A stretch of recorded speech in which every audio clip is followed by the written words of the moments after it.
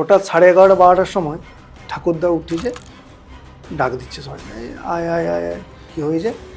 বলছে প্রশান্তকে পাওয়া যাচ্ছে না। মানে বলছে ঘুমোচ্ছিলাম দুজনে, হঠাৎ আমাকে সরিয়ে দিয়ে লাফ দিয়ে খাট থেকে নেমে কোন দিকে চলে গেলো। আমি সঙ্গে সঙ্গে নেমেছি, কিন্তু আর দেখতে পাচ্ছি না।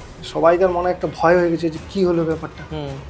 কয়েকজন বলছে এবারে শ্মশান দিকে যেতে হবে, শ্মশান দিকে যেতেও ভয় লাগছে। সেই সময় একজন কাকু ছিল, বলছে না প্রশান্তকে তো দেখিনি, তবে এই কয়েক সেকেন্ড আগে একটা পুকুরের মতন জন্তু আমি বুঝতে পারলাম, মানে ঝড়ের বেগে এই ধান জমি হয়ে ওই দিকে চলে গেল।